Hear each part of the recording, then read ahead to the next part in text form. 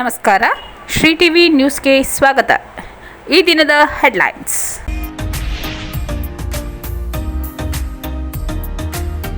ಗ್ರಾಮ ಪಂಚಾಯಿತಿಗಳು ಗ್ರಾಮ ಸರ್ಕಾರಗಳಾಗಿ ಕೆಲಸ ಮಾಡಬೇಕು. ಆರ್ ಪಾಟೀಲ್ ಸೂಚನೆ. ತಾಯಿ ಹುಲಿ ನಾಪತ್ತೆ ಪ್ರಕರಣ ಸಿಐಡಿ ತನಿಖೆಗೆ. ಕರ್ನಾಟಕ ರಾಜ್ಯ ಕಬ್ಬು ಬೆಳೆಗಾರರ ಸಂಘದ ವತಿಯಿಂದ ವಿವಿಧ ಬೇಡಿಕೆಗಳ ಈಡೇರಿಕೆಗೆ ಆಗ್ರಹಿಸಿ ಪ್ರತಿಭಟನೆ. ಗ್ರಾಮ ಪಂಚಾಯಿತಿಗಳು ಗ್ರಾಮ ಸರ್ಕಾರಗಳಾಗಿ ಕೆಲಸ ಮಾಡಬೇಕು. ಆರ್ ಪಾಟೀಲ್ ಸೂಚನೆ. ನಗರದ ಜಿಲ್ಲಾಡಳಿತ ಭವನದ ಜಿಲ್ಲಾ ಪಂಚಾಯತ್ ಸಭಾಂಗಣದಲ್ಲಿ ಆಯೋಜಿಸಿದ್ದ ವಿಕೇಂದ್ರೀಕರಣ ವ್ಯವಸ್ಥೆ ಬಲವರ್ಧನೆ ಹಾಗೂ ವಾರ್ಷಿಕ ಕರಡು ಯೋಜನೆ ರೂಪಿಸುವ ಸಂಬಂಧ ಅಧಿಕಾರಿಗಳೊಂದಿಗೆ ನಡೆದ ಸಭೆಯಲ್ಲಿ ಮಾತನಾಡಿದ ಕರ್ನಾಟಕ ರಾಜ್ಯ ವಿಕೇಂದ್ರೀಕರಣ ಯೋಜನೆ ಮತ್ತು ಅಭಿವೃದ್ಧಿ ಸಮಿತಿ ಉಪಾಧ್ಯಕ್ಷ ಡಿಆರ್ ಪಾಟೀಲ್ ಮಾತನಾಡಿದರು. ಅವಕಾಶ ವಂಚಿತರಿಗೆ ಅಧಿಕಾರ ಅನುಭವಿಸಲು ಅನುಕೂಲ ಕಲ್ಪಿಸಬೇಕು. ಗ್ರಾಮ ಪಂಚಾಯಿತಿ ವ್ಯಾಪ್ತಿಯಲ್ಲಿನ ಸಮಸ್ಯೆ ಬಗೆಹರಿಸಲು ಕ್ರಮ ವಹಿಸಬೇಕು. ಜನರೊಂದಿಗೆ ಚರ್ಚಿಸಿ ಸ್ಥಳೀಯ ಸಮಸ್ಯೆಗಳ ಕುರಿತು ನಿರ್ಣಯ ಕೈಗೊಂಡರೆ ಅನೇಕ ಸಮಸ್ಯೆಗಳನ್ನು ಬಗೆಹರಿಸಲು ಸಾಧ್ಯ ಎಂದರು. ಗ್ರಾಮೀಣ ಭಾಗದಲ್ಲಿರುವ ಸಮಸ್ಯೆಗಳನ್ನು ಆದ್ಯತೆ ಮೇರೆಗೆ ಪಟ್ಟಿ ಮಾಡಬೇಕು. ನಂತರ ಅವುಗಳನ್ನು ಬಗೆಹರಿಸಲು ಮುಂದಾಗಬೇಕು. ಪ್ರಾಮಾಣಿಕತೆಯಿಂದ ಸೇವೆ ಮಾಡಬೇಕೆಂದು ಸಲಹೆ ನೀಡಿದರು. ಅಧಿಕಾರಿಗಳು ತಮಗಿರುವ ಜವಾಬ್ದಾರಿಯನ್ನು ನಿಭಾಯಿಸಬೇಕು. ಅಧಿಕಾರವನ್ನು ಸದುಪಯೋಗ ಪಡಿಸಿಕೊಳ್ಳಬೇಕು. ಜನರನ್ನು ಗೌರವ ಪ್ರೀತಿಯಿಂದ ಕಾಣಬೇಕು. ಆಡಳಿತ ವ್ಯವಸ್ಥೆ ಸರಿಯಾಗಿ ನಡೆಯುವಂತೆ ನೋಡಿಕೊಳ್ಳಬೇಕೆಂದರು. ಶಾಸಕರಾದ ಸಿ ಪುಟ್ಟರಂಗಶೆಟ್ಟಿ ಮಾತನಾಡಿ, ಪಂಚಾಯತ್ ವ್ಯವಸ್ಥೆ ಕಾಲಕಾಲಕ್ಕೆ ಬದಲಾವಣೆಯಾಗಿದೆ.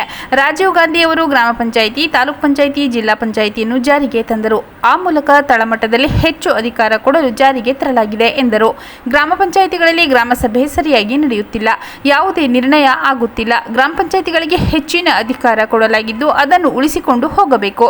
ಕಟ್ಟುನಿಟ್ಟಾಗಿ ಗ್ರಾಮ ಸಭೆಗಳಲ್ಲಿ ಅಧಿಕಾರಿಗಳು ಜನರು ಭಾಗವಹಿಸಬೇಕು. ಈ ಮೂಲಕ ಸದೃಢ ಮಾಡಬೇಕೆಂದು ಸೂಚನೆ ನೀಡಿದರು.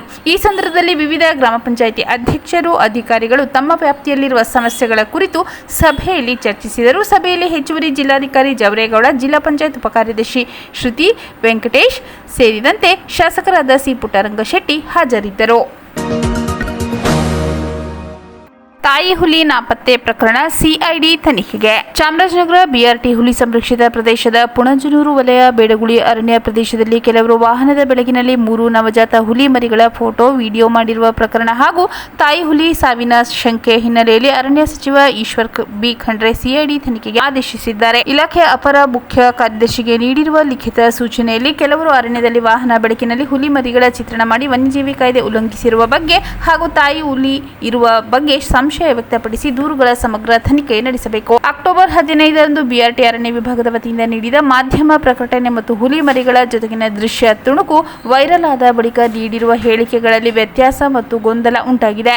ಜೊತೆಗೆ ತಾಯಿ ಹುಲಿ ಹತ್ಯೆ ಆಗಿರುವ ಸಂಶಯವು ಮೂಡಿರುವ ಕಾರಣ ಹಾಗೂ ಎನ್ಜಿಒಗಳಿಗೆ ಬರುವ ಹಣ ದುರುಪಯೋಗದ ಆರೋಪವೂ ಇರುವುದರಿಂದ ಪ್ರಕರಣದ ತನಿಖೆಯನ್ನು ಸಿಐಡಿಗೆ ವಹಿಸಲಾಗಿದೆ ಎಂದು ತಿಳಿಸಿದ್ದಾರೆ.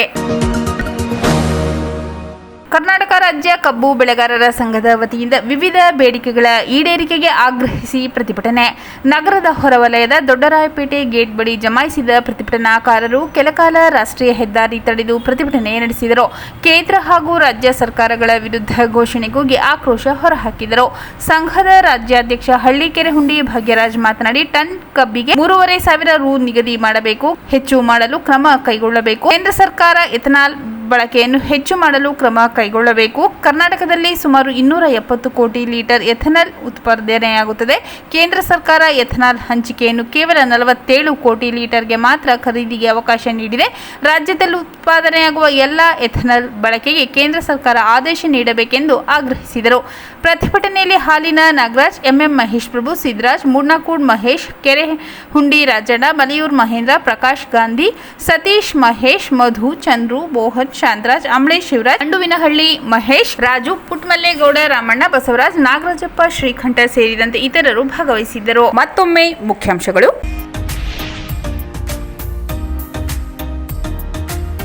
ಗ್ರಾಮ ಪಂಚಾಯಿತಿಗಳು ಗ್ರಾಮ ಸರ್ಕಾರಗಳಾಗಿ ಕೆಲಸ ಮಾಡಬೇಕು. ಆರ್ ಪಾಟೀಲ್ ಸೂಚನೆ. ತಾಯಿ ಹುಲಿ ನಾಪತ್ತೆ ಪ್ರಕರಣ ಸಿಐಡಿ ತನಿಖೆಗೆ.